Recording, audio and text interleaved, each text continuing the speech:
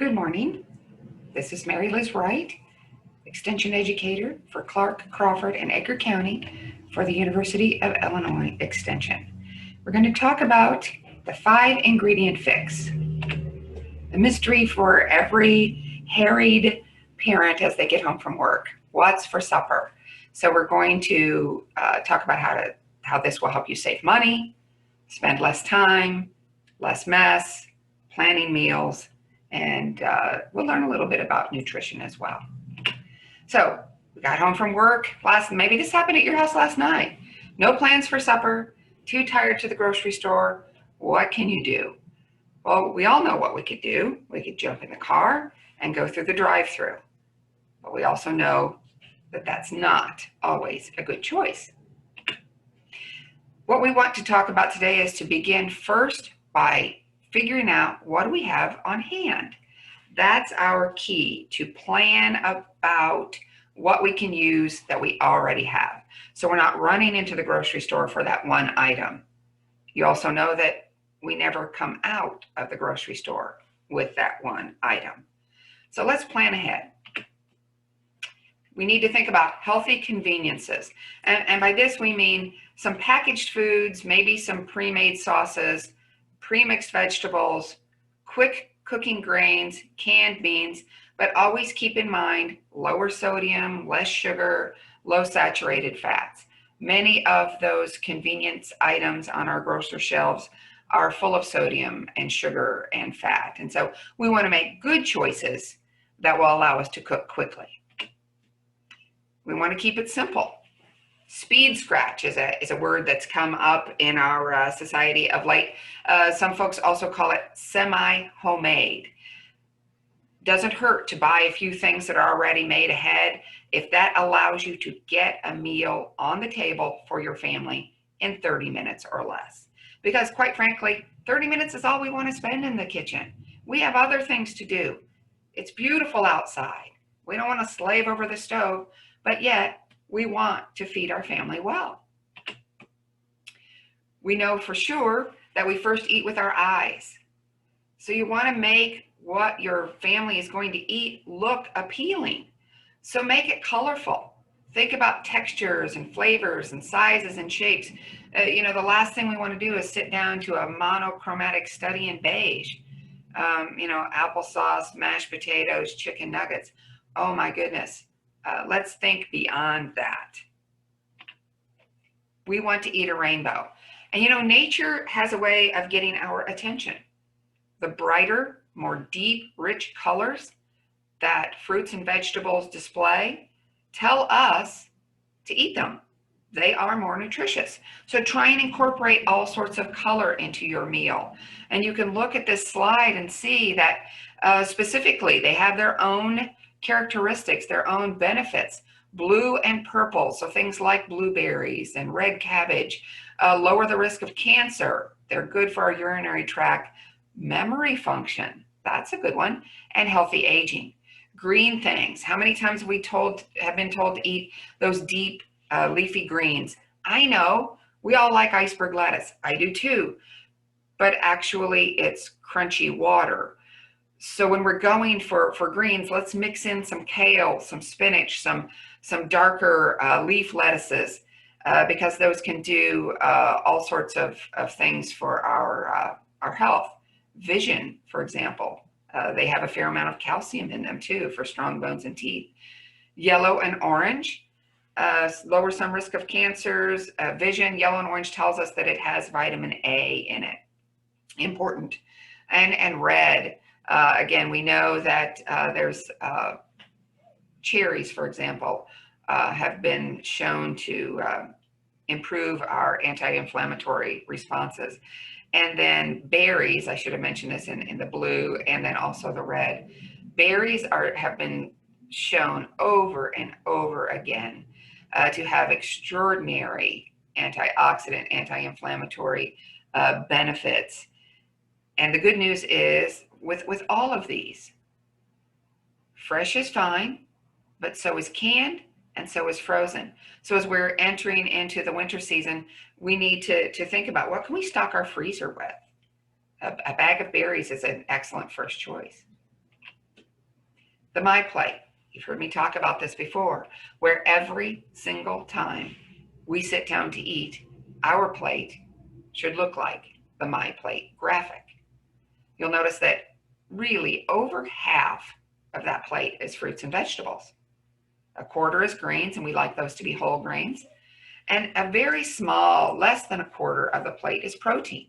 So no larger than the palm of your hand. And you've heard me say this before, but when we're serving ourselves steaks that cover our plate, that's a roast. It should feed your family. Don't forget the dairy up there in the corner for strong bones and teeth, vitamin D. So I put up here, yes, it's simple. And we can get into a rut. Yeah, we can accomplish it. We can have grilled meat and steamed veggies and fulfill this My Plate graphic promise. However, it can become tiresome after a while. You can only eat that steam in the bag broccoli so many nights in a row before you begin to really resent that.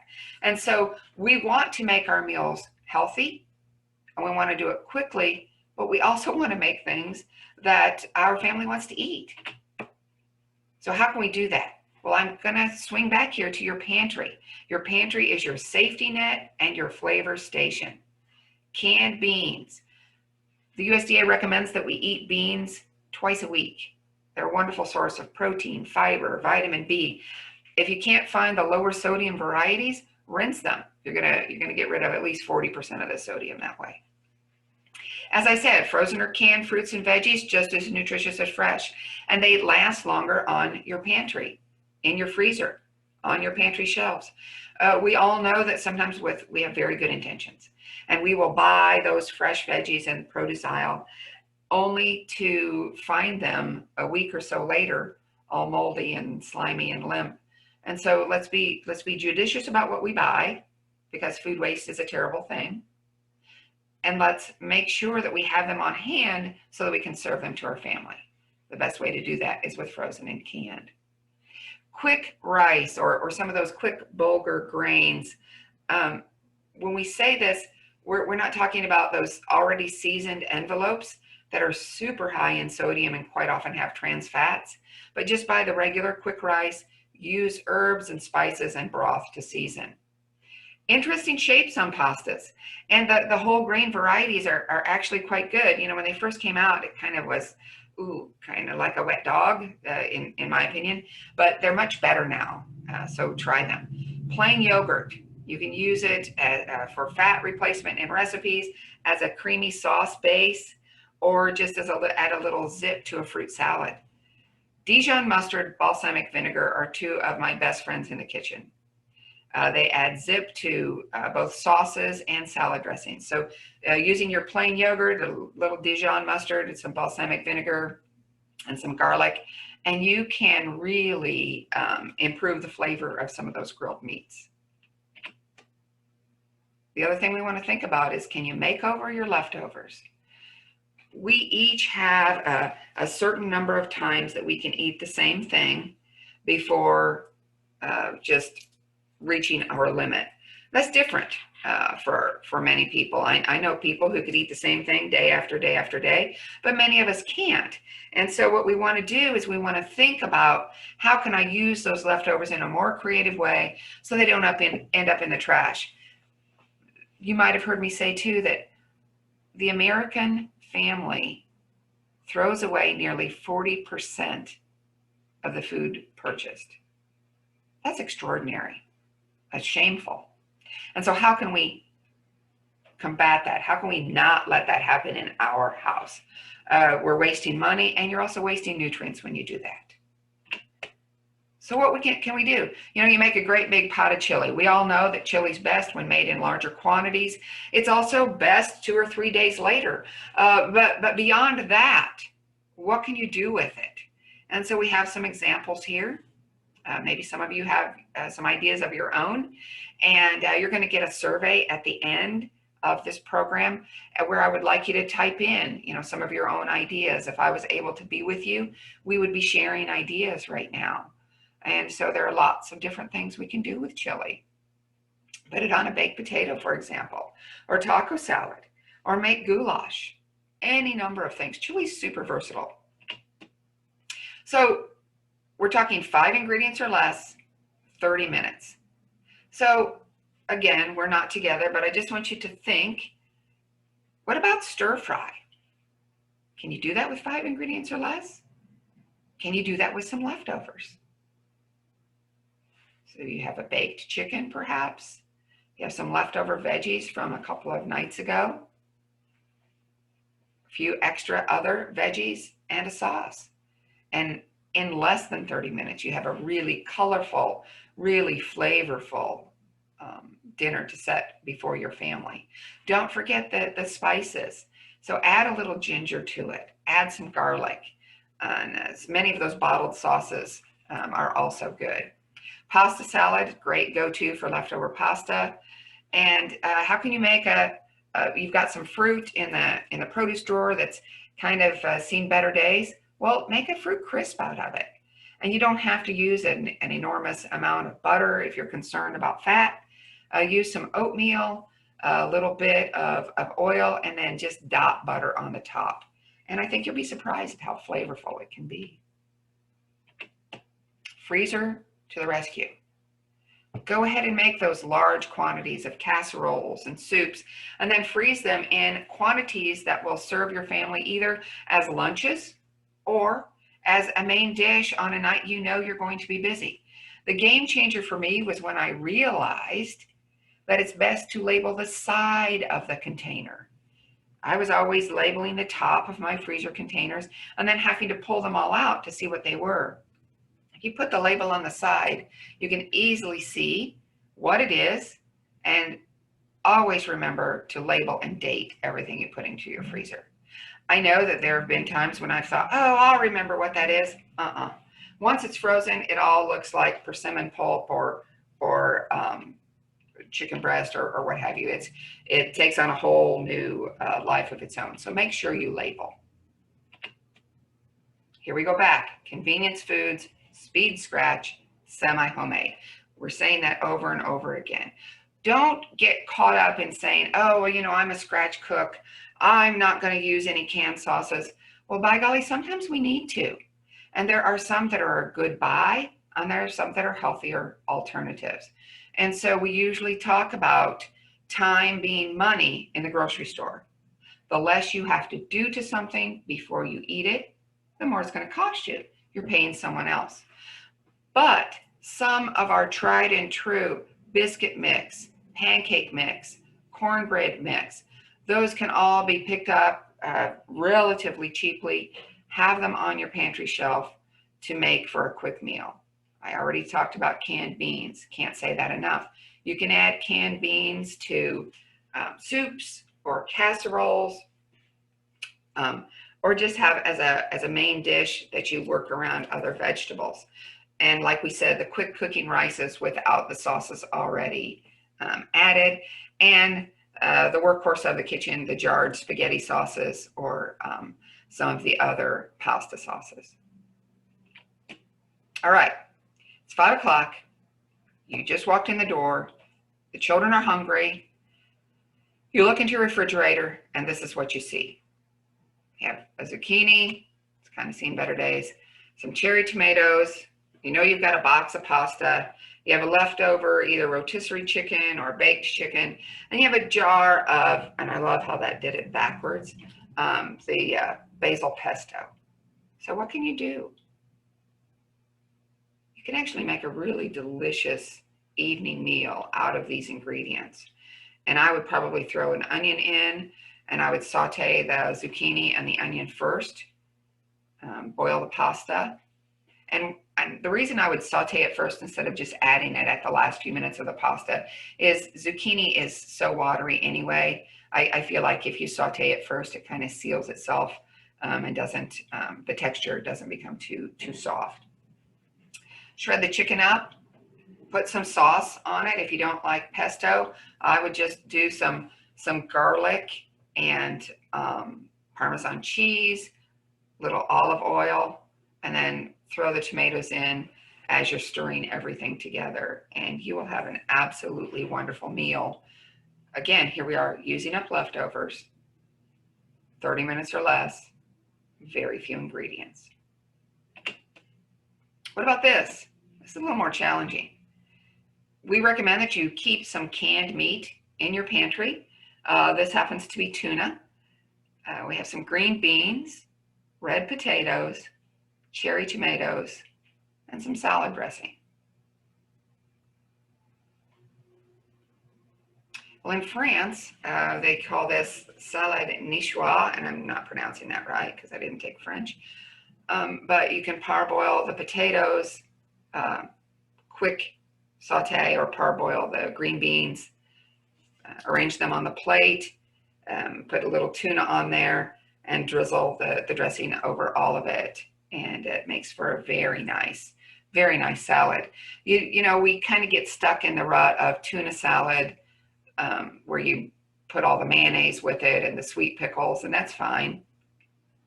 But this kind of kicks it up a notch, makes it more of an evening meal with the balsamic dressing rather than the mayonnaise.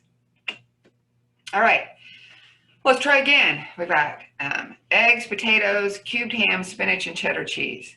Well, you know, this is kind of pretty easy. I almost said no-brainer, but maybe not.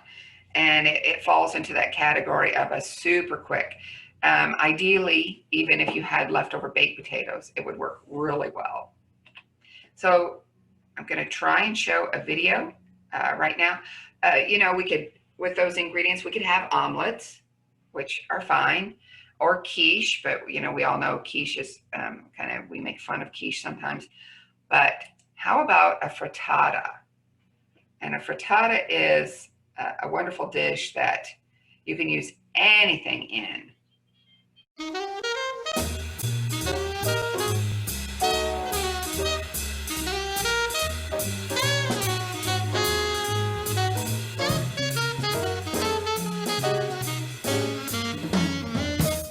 Today we're going to be making a breakfast frittata, which is a vegetable and egg dish. We're going to start by taking an onion, slice the onion thinly. We have 10-inch skillet on medium-high. Going to put about a teaspoon of olive oil. We're going to saute the onions for a couple of minutes until it's translucent. The next ingredient on our frittata is 1 clove of garlic. Take your knife, flat edge, heel of your hand, apply some pressure till you hear a pop. Then you should be able to peel that skin away. Chop that into very small pieces. Then we're going to add it to our onion. Next, we're going to add vegetables left over from last night's supper. I happen to have asparagus. I also have some diced leftover baked potato. We're going to put a pinch of pepper in. We're going to turn the heat down to medium. Going to let that heat up, and I'll be back with my eggs. For the frittata recipe, we're going to start with 3 whole large eggs, and then we're going to add 4 egg whites. The best way to get an egg yolk separated from the white is to pour it through your fingers.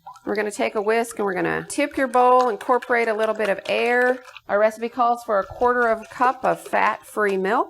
Now we're going to add our beaten eggs and fat-free milk to our skillet. Gently, with a rubber spatula, loosen the edges of your egg mixture as it cooks. You can pull some of the cooked egg to the center and let the raw egg fill out into the edges until you have almost a solid skillet of eggs. So this looks still shiny, but almost set. Cheese tends to be fairly high fat, so we want to use less of it. And in order to get more flavor, we're using more strongly flavored cheese, sharp cheddar and feta cheese. Next, we're going to sprinkle a little bit of chopped parsley over the top. Any kind of herb will do. And then stick it in the broiler just for a couple of minutes until we can see it begin to bubble and the cheese melt. Cut your frittata into 6 wedges. Sprinkle some chopped, seeded, fresh tomato. And in a few minutes, you can have a delicious meal. So that's just an easy thing you can do with leftovers, and it looks nice and it feels a little bit special, and your children will think that's a funny word, frittata. It's Italian. So what else can you do? Casseroles and soups can be quick and easy. I'm going to be sharing with you a recipe template that you can look and see what you have on hand and end up with a really nice casserole or soup. Mix and match. Be creative. The only thing that you want to be aware of is not mixing themes. And so I look in my refrigerator and I have leftover chili and leftover spaghetti. I'm not going to combine those two. right? Or I'm not going to combine my stir fry that has the Chinese spices with my Italian pasta. So just be cognizant of that. And in the end, just to wrap up, use what you have in your pantry or fridge. You need to keep a well-stocked pantry. Keep your My Plate in mind, but do some things to make it a little more interesting than just the serving of meat and the steamed veggies. Be creative. Just because you've never done it doesn't mean you can't. And then also, just because you don't have all the ingredients in a recipe doesn't mean you can't make it. Do some substituting. So this is a handout that I wanted to share with you. You can see on here that we have the Pantry Staples over here on the right-hand side. And then what I also wanted to show you in reference to if you're making a recipe, you don't have all the ingredients, well then you can do some substituting. And here are some quick and easy things you might have on hand. So for example, instead of sour cream, you can certainly use buttermilk or yogurt, corn syrup. You can use a cup of sugar and a quarter cup of liquid. And so that is, here's some more nifty ideas to get you some tools to get that dinner on the table really quickly. I also want to show you that included in your email are some recipe templates, the soup, the casserole, and the skillet. And I just want to wish you well. We all want to feed our families and we want to feed them nutritiously. And I hope that this short program has given you some tools in order to do that. And just remember, semi-homemade is good enough when you want to get supper on the table, 30 minutes or less, so you and your family can go about your day. So thank you all very much, and I appreciate your attention, and I wish you all good luck. Thank you.